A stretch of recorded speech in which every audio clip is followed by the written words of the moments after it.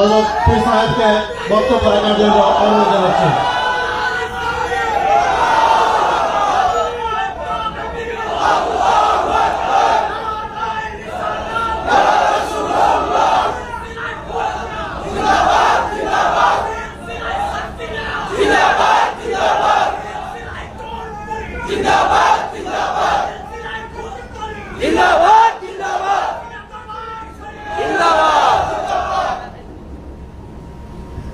السلام عليكم ورحمة الله وبركاته.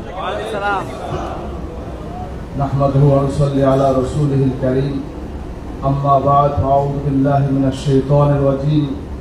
بسم الله الرحمن الرحيم. إن الله وملائكته يصلون على النبي يا أيها الذين آمنوا صلوا عليه وسلموا تسليما. اللهم صل على سيدنا ونبينا وشفينا وحبيبنا مولانا محمد সাল্লাল্লাহু আলাইহি ওয়া আলা আলিহি ওয়া আসহাবিহি বারাক ওয়াসাল্লাম। সকলে তেল খুলে মহাব্বত দরুদ শরীফ পড়েন। আল্লাহুম্মা সাল্লি আলা সাইয়্যিদিনা ওয়া নাবিয়িনা ওয়া শাফিয়িনা ওয়া হাবিবিনা মাওলানা মুহাম্মদ সাল্লাল্লাহু আলাইহি ওয়া আলা আলিহি ওয়া আসহাবিহি বারাক ওয়াসাল্লাম। আল্লাহুম্মা সাল্লি আলা সাল্লাল্লাহু আলাইহি ওয়া আলা আলিহি ওয়া আসহাবিহি ওয়া বারাক ওয়াসাল্লাম।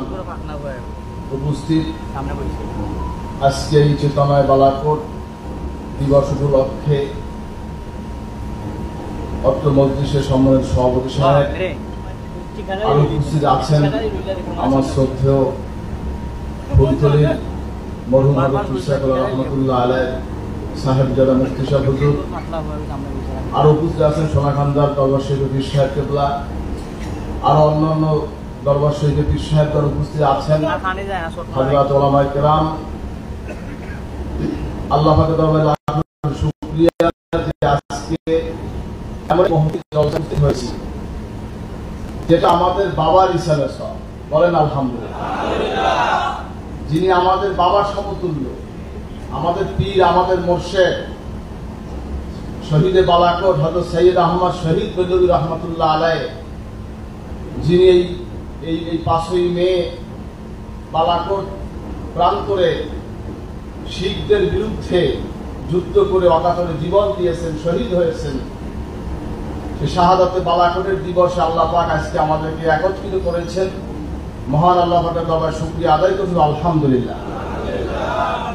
আসলে আজকে অনেকগুলো প্রোগ্রাম,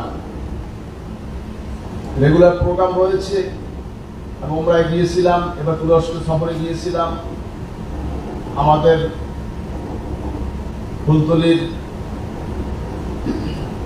মরহুম পীর সাহেব রহমাতুল্লাহ আলাইহির নাতি আমাদের শাহন সাহেব, তিনি আমাকে অনুরোধ করেছে প্রোগ্রাম আসার জন্য। আমি তার কথা ফালাইতে পারিনি, কারণ বিষয়টা হচ্ছে এটা তো আমাদেরই মজলিস, ঠিক কিনা বলেন? আকীদাগত ভাবে, মসলকগত ভাবে আমরা সবই এক, অভিন্ন।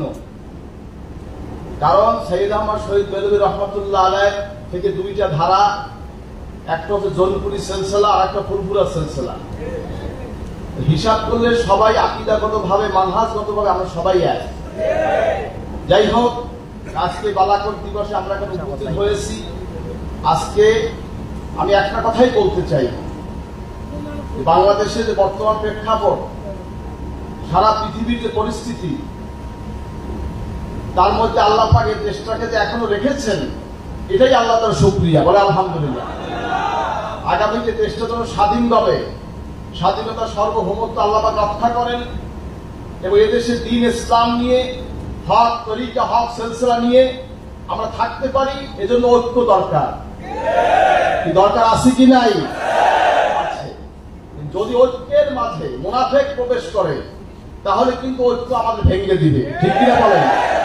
এজন্য জৌনপুর সিলসিলা, ফুরফুরা সিলসিলার মধ্যে কিছু মুনাফিক আছে কি নাই? এজন্য এগুলো আমাদের লক্ষ্য রেখে ঐক্য প্ল্যাটফর্ম দাঁড় করাতে হবে এমন ভাবে যাতে করে এর মধ্যে কোন রকম ইঁদুর ঢুকতে না পারে। ঘরের ইঁদুর পান কাটলে ঘর থাকে না, ঠিক কিনা বলেন? এজন্য এগুলো চিহ্নিত করতে হবে, আমাদেরকে সতর্ক থাকতে হবে। বাংলাদেশ এটা মুসলমানদের দেশ, বাংলাদেশ পীর আউলিয়া কিরামের দেশ, ঠিক কিনা বলেন?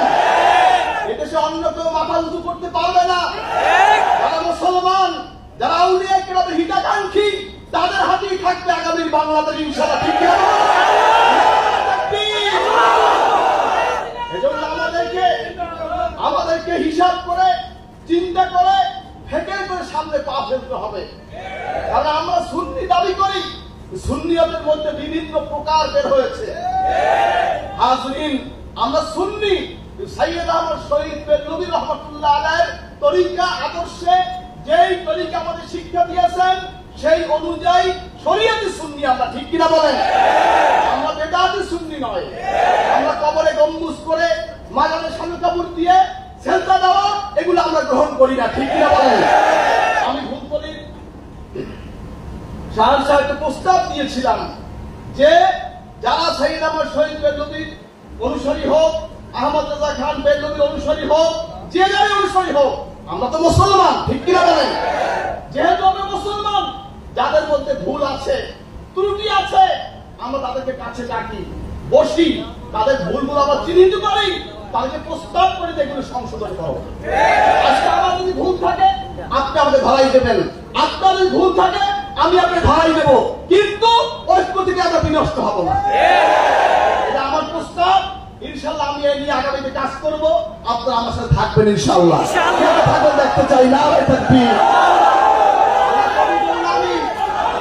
আমরা দুর্বল জাতি নই, আমরা দলীয় রাজনীতি করি না, তাই নয় যে আমরা ইসলাম চাই না। বাংলাদেশের রাষ্ট্র ধর্ম ইসলাম বলেন, শুক্রবার ছুটির দিন বলেন, রেড ক্রস ও রেড ক্রিসেন্ট বলেন, সাবসিডিয়ার স্টেজে আমার দাদা হুজুর রহমাতুল্লাহর প্রস্তাবে তৎকালীন শাসক বর্গকে নির্দেশ করে অনুপ্রেরণা দিয়ে সে আইনগুলি তারা সংশোধন করেছিলেন।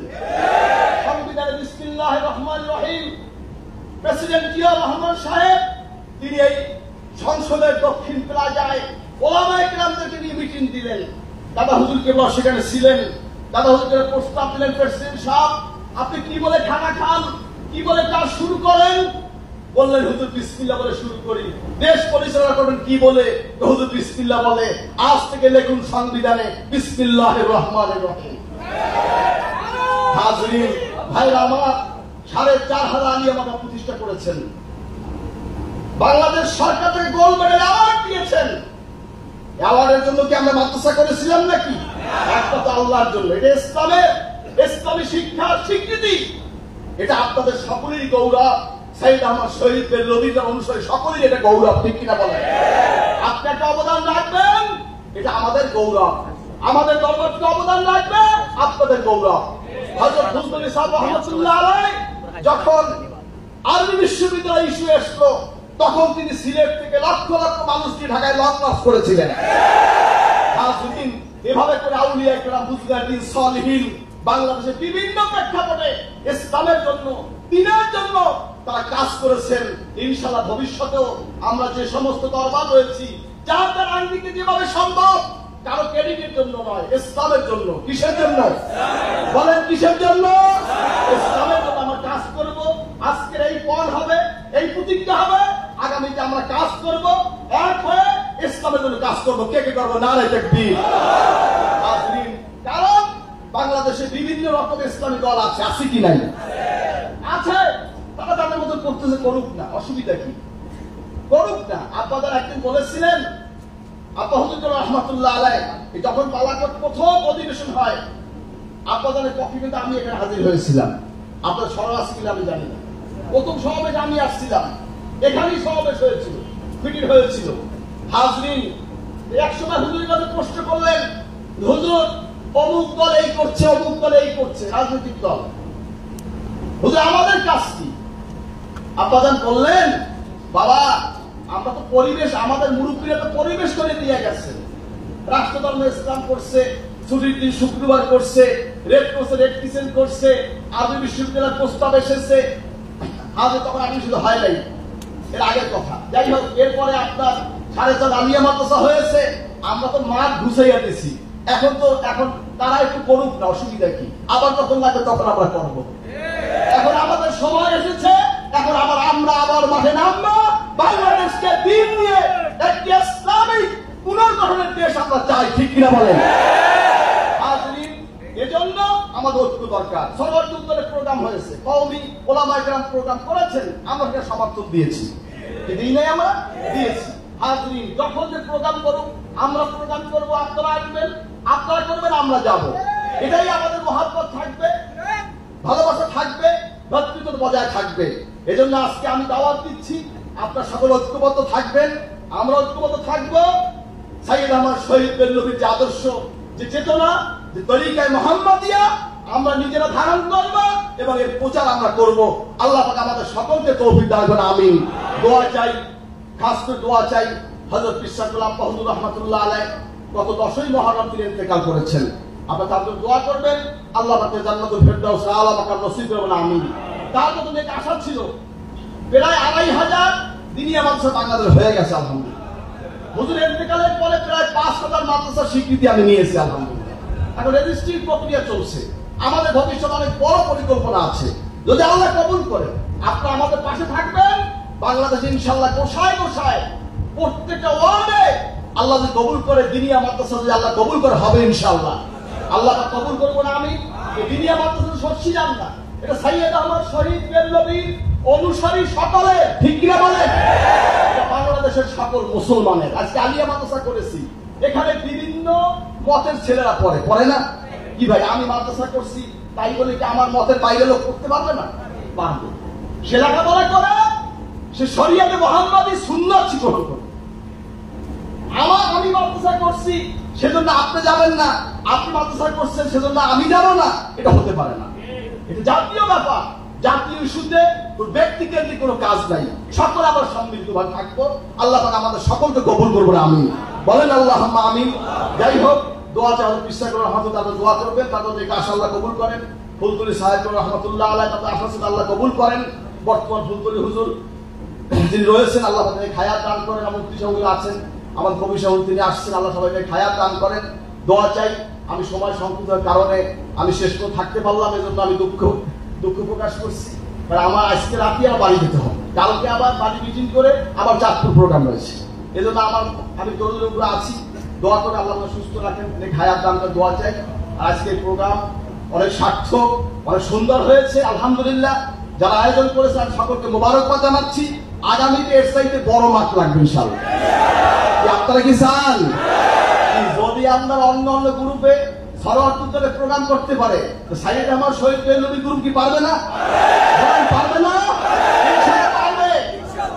কি আমরা কি এই সাহস রাখি? আল্লাহ কবুল করবে, আমিন। আমরা সকলে ঐক্যবদ্ধ থাকবো ইনশাআল্লাহ। যে কোনো প্রোগ্রাম আমরা ঐক্যবদ্ধ সফল করব, আল্লাহ পাক কবুল করে, আমিন। আর যারা এখানে উপস্থিত আছেন, আমাদের বিবাহীরা আছেন, অন্য যারা সবাই থাকবেন অধিবেশন শেষ না হওয়া পর্যন্ত। আল্লাহ পাক আমাদের সকলকে কবুল করুন, আমিন। ওয়া আখিরু দাওয়ানা আলহামদুলিল্লাহি রাব্বিল আলামিন। আসসালামু আলাইকুম ওয়া রাহমাতুল্লাহি ওয়া বারাকাতুহু।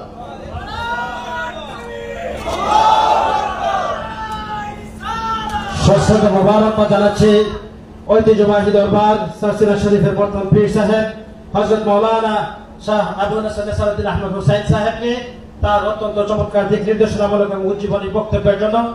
সুপ্রিয় উপস্থিতি, আমরা জানি আমাদের পীর মুর্শিদ হযরত সৈয়দ আহমদ শহীদ বেল্লভী রাহমাতুল্লাহি আলাইহি ছিলেন এই উপমহাদেশের আজাদী আন্দোলনের প্রথম পুরোধা।